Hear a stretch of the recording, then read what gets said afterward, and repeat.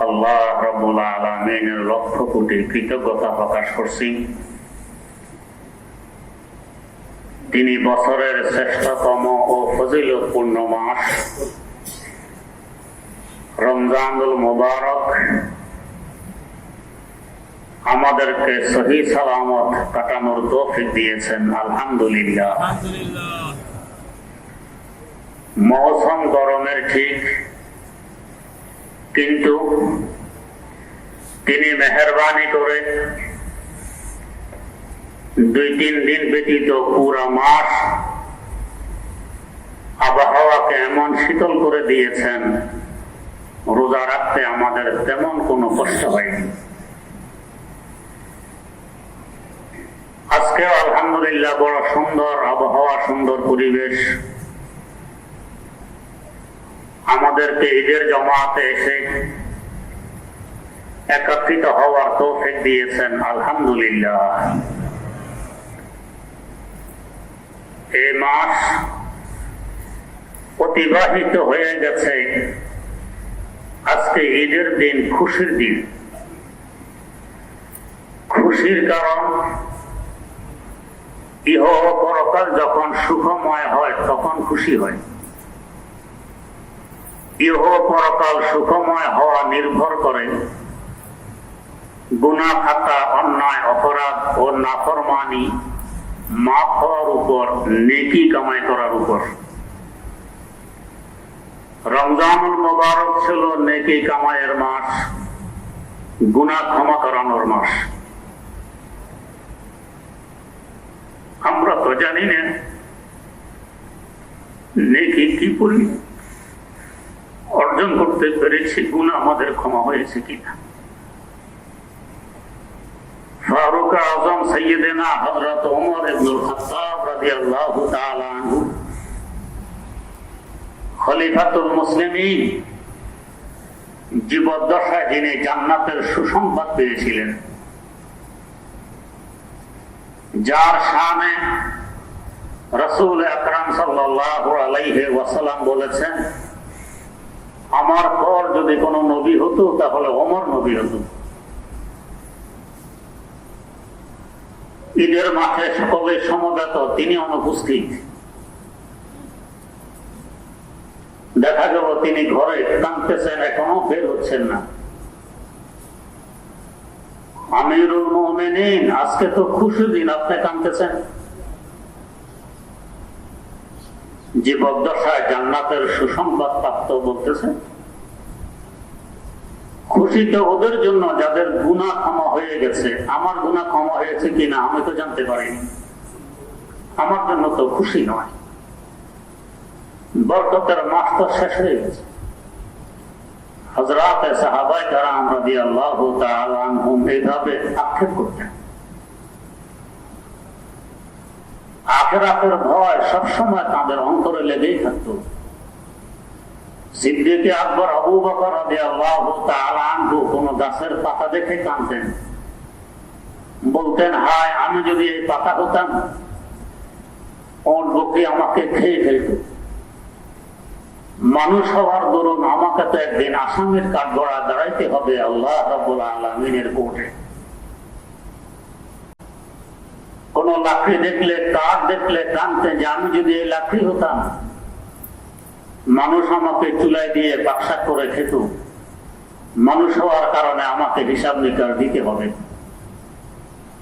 ওসমানে গনি রাদিয়াল্লাহু তাআলা আনহু কবর দেখলে চেহারা পরিবর্তন এসে যেত। কাঁদতেন আর বলতেন, আখিরাতের প্রথম ঘাঁটি, এই ঘাঁটিতে যদি কেউ আটকা পড়ে সামনে আর কোনো গতি নেই, প্রত্যেক ঘাঁটিতে সে আটকা পড়বে। সে রমজানুল মুবারক বিদায় হয়ে গেছে, ক্ষমা হয়েছে কি হয়নি আমরা জানি না। শেষ সুযোগ আল্লাহ রাব্বুল আলামিন দিয়েছেন ঈদের মাঠে। আল্লাহ পাকের দরবারে ইখলাসের সাথে কান্নাকাটি করে ক্ষমা চাওয়ার। হাদিসে সুসংবাদ আছে, যে বান্দার ক্ষমা হয়ে গেছে এই বান্দা তো ফেরেশতা থেকে উত্তম। তাই ফেরেশতারা ঈদের মাঠে আসার পথে এবং যাওয়ার পথে তার সাথে মুসাফাহার জন্য ভিড় করে। আমাদের সেই চক্ষু নেই, তা আমরা দেখি না, যাদের আছে তারা দেখেন। এই মাস ক্ষমার মাস এবং সহানুভূতির মাস, সমবেদনার মাস। দুনিয়ার সকল মানুষ এক সমান নয়। বাহ্যিকভাবে কেউ সুখ শান্তিতে আছে, কেউ কিছু কষ্টে আছে। কষ্টের মধ্যে সবচেয়ে বড় কষ্ট ক্ষুধার কষ্ট, অভাব অনাটনের কষ্ট। এই মাসে ধনী হোক আর গরিব হোক, রোজা রাখার মাধ্যমে কিছু অনুভব হয়েছে যে ক্ষুধার কষ্ট কেমন, পিপাসার কষ্ট কেমন। এখানের এই শিক্ষা আমাদেরকে পুরা বছর নিয়ে চলতে হবে। খাঁটি মুসলমান তো ওই ব্যক্তি যে নিজের তুলনায় অন্যকে অধিক অগ্রাধিকার দেয়। আমি কষ্ট করি, আমার ভাই যাতে কষ্ট না পায়। ইসলামের শিক্ষায় যারা শিক্ষিত ছিলেন তারা এমনই জীবন আমাদেরকে উপহার দিয়ে গেছেন। ইয়ারমুকের যুদ্ধের কথা অনেকেই পড়েছেন। যুদ্ধ শেষ, মাঠের এখানে সেখানে আহত পড়ে আছে। এক কোণ থেকে আওয়াজ আসলো, এক ফোঁটা পানি।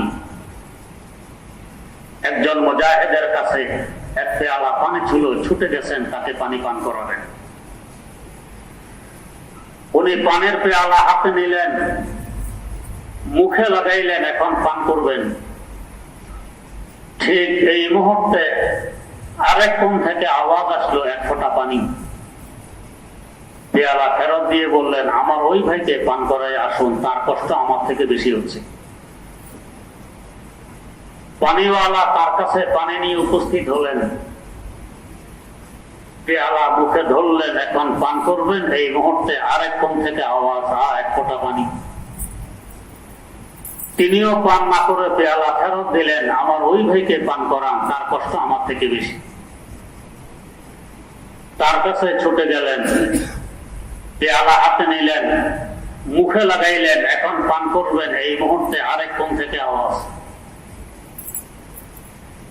এভাবে পৌঁছতে পৌঁছতে পঞ্চম ব্যক্তির কাছে পৌঁছলেন। সেখানে পৌঁছে দেখেন আওয়াজ তো দিয়েছেন পানি পানি বলে, কিন্তু তিনি এখন আর বেঁচে নেই, শহীদ হয়ে গেছেন।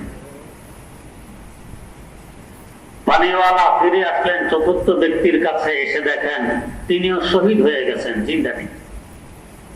আসলেন তৃতীয় ব্যক্তির কাছে, দেখলেন তিনিও বিদায় নিয়ে গেছেন, তিনিও আর জিন্দা নেই। আসলেন দ্বিতীয় ব্যক্তির কাছে, দেখেন তিনিও ঠান্ডা হয়ে গেছেন। আসলেন প্রথম ব্যক্তির কাছে, দেখলেন তিনিও শাহাদাত বরণ করেছেন। পানের পেয়ালা আপন জায়গায় রয়ে গেছে, কেউ পান করলেন না। কেন? অগ্রাধিকার দিয়েছে নিজের উপরে অন্যকে। ইসলামের শিক্ষা, যার পক্ষে যতটুকু সম্ভব অন্যকে কষ্ট না দিয়ে অন্যকে শান্তি দেওয়ার, সুখে রাখার চেষ্টা, এই শিক্ষা দিয়ে গেল আমাদেরকে রমজানুল মুবারক।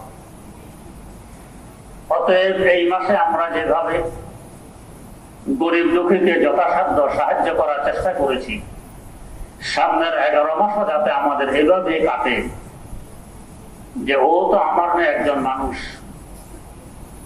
আল্লাহ পাক আমাকে সচ্ছলতা দিয়েছেন, তাকে হয়তো সচ্ছলতা দেননি, তার কষ্ট হচ্ছে, যথাসাধ্য আমিও চেষ্টা করি তার কষ্টে শরীক হতে। এমনকি রাসূল আকরাম সাল্লাল্লাহু আলাইহি ওয়াসাল্লাম ইরশাদ ফরমান, তুমি তরকারি পাকানোর সময় ঝোল একটু বাড়াইয়া দাও, এই নিয়তে পার্শ্ববর্তী কেউ যদি তরকারির অভাব অনুভব করে তাকেও একটু তরকারি দিতে পারো। একটু ঝোল বাড়াই দিলে হয়তো স্বাদ একটু কম হবে, এতে কিছু আসবে যাবে না, আরেক ভাই উপকার হয়। এভাবে সাহায্য করার জন্য উদ্বুদ্ধ করা হয়েছে দ্বীন-এ ইসলামে। এর পাশাপাশি যাকে আল্লাহ রাব্বুল আলামিন নিয়ামত দিয়েছেন, সেই নিয়ামত প্রকাশ করা আল্লাহ রাব্বুল আলামিনেরই বিধান, এতে আল্লাহ পাক খুশি হন।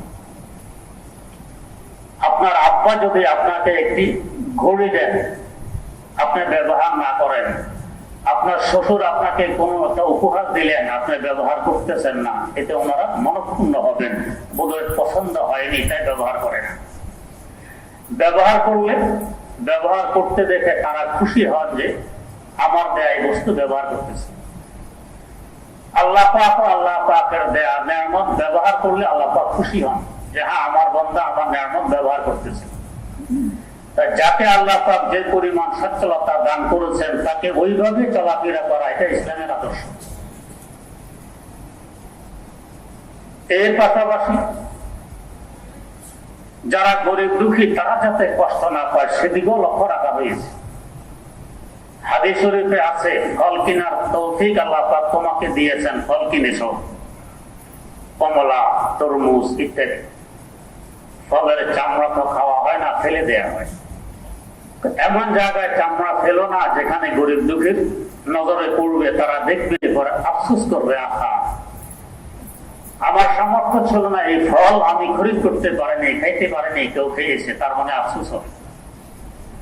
হয়তো সাথে সাথে কোনো উটকে গরু ছাগলকে খাওয়াই দাও, অথবা এমন জায়গা রাখো যেখানে গরিব দুঃখীর দৃষ্টিগোচর হবে না। কি পরিমাণ লক্ষ্য ইসলাম রেখেছে গরিব দুঃখীর প্রতি। এই মাস এই সহানুভূতির মাস, আমরা সকলেই মহব্বতের সাথে, ভ্রাতৃত্বের সাথে, বন্ধুত্বের সাথে মিলেমিশে চলাফেরা করার চেষ্টা করি, যাতে আমার দ্বারা অন্তত অন্য কেউ কষ্ট না পায়। এর পাশাপাশি বর্তমানে গোটা বিশ্বে যে এক ভয়াবহ মহামারী দেখা দিয়েছে করোনা ভাইরাস নামে, এটা নিঃসন্দেহে আমাদের গুনার নাফরমানির ফল। হাদিস শরীফে আছে যখন দুনিয়াতে জিনা, ব্যভিচার, জুলুম, অত্যাচার ব্যাপক হয়ে যায় তখন মহামারী দেখা দেয়, যাতে জালেমরা শিক্ষা গ্রহণ করতে পারে। বলার অপেক্ষা রাখে না, আপনারাই জানেন, দেখেন কি অবস্থা, বেহায়াপনা, বেলাল্লাপনা, জিনা, ব্যভিচার চলছে গোটা বিশ্বে। এমনকি বিভিন্ন দেশের বৈধতা দেয়া হচ্ছে, আল্লাহ মাফ করুন, যার কারণে গজব এসে গেছে। এর কোন ভ্যাকসিন আবিষ্কার এখন হয়নি, হবে কি হবে না আমাদের জানা নেই। এই মহামারী কবে সরে যাবে, আমরা এর থেকে পরিত্রাণ পাবো, আমাদের জানা নেই। কি ভয়াবহ অবস্থা, ছেলে বাপের কাছে আসে না, বাপ ছেলের কাছে আসে না, মা ছেলের কাছে আসে না, ছেলে মায়ের কাছে আসে না, সবাই ইয়ানফসি ইয়ানফসি। এখান থেকে একটি শিক্ষা পাই যে আখরাতে কি অবস্থা হবে, ইয়ানফসি ইয়ানফসি। দুনিয়াতে যদি এই অবস্থা হয়, যে কারণে এই মহামারী দেখা দিয়েছে, ওই কারণ যদি আমরা পরিহার করি তাহলে আশাবাদী অতি সহজে আল্লাহ পাক মহামারী দূর করে নেবেন।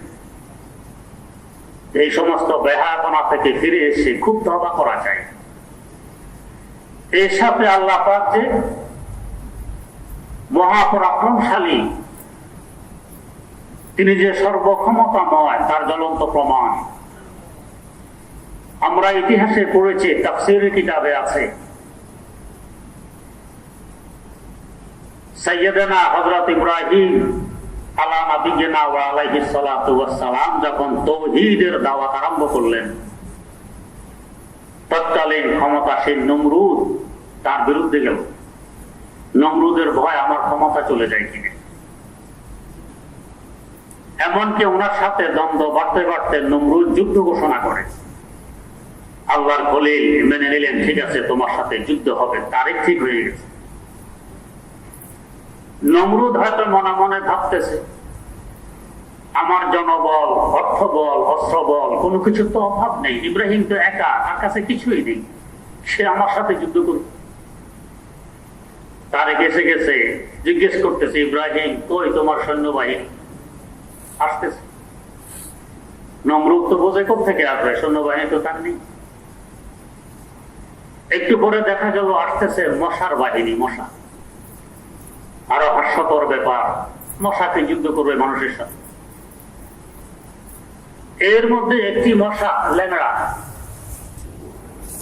অন্য সুস্থ মশাদের সাথে উড়ে কুলাইতে পারতেছিল না। কেউ তো বলবেন উড়বে তো পাখা দিয়ে, ল্যাংড়া তো পায়ে।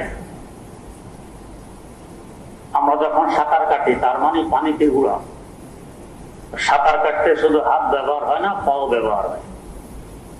উল্টো পাখার সাথে পাও ব্যবহার হয়। তাই প্লেনে দেখবেন সামনে দুইখানা পাখা, পিছনে দুইখানা পাখা। পিছের দুই পাখা হলো পায়ের কাছ দিকেছে। এই ল্যাংড়া মশা মনক্ষুণ্ণ হয়ে গেল, মন ভেঙে গেল। আল্লাহ, তোমার খলিলের সাথে আমি বুঝি এই যুদ্ধে অংশগ্রহণ করতে পারলাম না, আমি হতভাগা। আল্লাহ পাকের দরবার তো নিরাশার দরবার নয়। তিনি তো বলেন লা তাকনাতু মির রাহমাতিল্লাহ, আল্লাহ রহমত থেকে কেউ নিরাশ হবে না। বললেন মশা, মন ভাঙার দরকার নেই, অপেক্ষা করো, তোমারও কাজ আছে। অন্য মশা বাহিনী চলে গেল সামনে, এই ল্যাংড়া মশা পিছনে রয়ে গেছে। নমরুদের বাহিনীর সামনে এসে যখন মশা কাটা আরম্ভ করে, কামড় দিয়ে আরম্ভ করে, সাপের কাটা কিসের বিষ, যাকে সুর বসা সেই পড়ে যায়। মুহূর্তের মধ্যে ছত্রভঙ্গ হয়ে গেল নমরুদের বাহিনী। নমরুদও ভাবতেছে, ভাবতে ভাবতে ওই রাস্তা দিয়ে ভাবতেছিল যে রাস্তা ওই ল্যাংড়া মশা অপেক্ষায় আছে। মশার সামনে গেলে মশা তার নাকের ভিতরে ঢুকে যায়। এই ল্যাংড়া মশার মাধ্যমে নমরুদ ধ্বংস হয়। মশা তো দেখা যায়, আমরা দেখি একটি প্রাণী। আল্লাহ পাক আরো কত শক্তির প্রমাণ করতেছেন যে দেখো, একটি ভাইরাস দিয়ে আমি তোমাদেরকে শিক্ষা দেওয়ার চেষ্টা করছি, যে ভাইরাসটা তোমরা সচক্ষে দেখা তো দূরের কথা, সাধারণ অনুবীক্ষণ যন্ত্র দিয়েও দেখতে পাও না। এত ক্ষুদ্র একটি প্রাণী, হেও আবার ডিম দেয়, তারও আবার স্ত্রী আছে, স্ত্রীদের স্বামী আছে, বাচ্চা কাচ্চা হয়, মুহূর্তের মধ্যে হাজার হাজার সন্তানেরা জন্ম দেয়। বিশ্বের পরাশক্তি পর্যন্ত হাতিয়ার ঢেলে দিল, আমাদের করার কিছু নেই। আল্লাহ পাকের ক্ষমতার সামনে আমরা কত অসহায়। কিসের বাহাদুরি, কিসের অহংকার, কিসের গৌরব, কিসের অহমিকা, অসহায়। তিনি যদি রহমত না করেন, আমাদের চলাফেরা, আমাদের বাঁচার কোনো গতি নেই। একমাত্র তার উপর আমরা নির্ভরশীল। অতএব এই ময়দানে আমরা খুব কান্নাকাটি করে গুনাহ খাতা মাফ চেয়ে এই মহামারী থেকে পরিত্রাণের দোয়া করবো যে আল্লাহ, যদিও আমরা গুনাহগার অপরাধী, তারপরও তোমার তো নাম নেই। তোমার হাবিব সাল্লাল্লাহু আলাইহি ওয়াসাল্লামের উম্মত হওয়ার পরিচয় দিই। আমাদের গুনাহ যতই বেশি হোক, তোমার রহমতের থেকে কোটি কোটি গুণ বেশি। আল্লাহ, আমরা আশাবাদী এই মহামারী থেকে তুমি আমাদেরকে পরিত্রাণ দিবে। খুব বেশি বেশি আল্লাহ পাকের দরবারে মাপ চাওয়া, শুধু আজকে নয়, সামনেও। আল্লাহ রাব্বুল আলামিন আমাদের সকলকে তৌফিক দান করুন।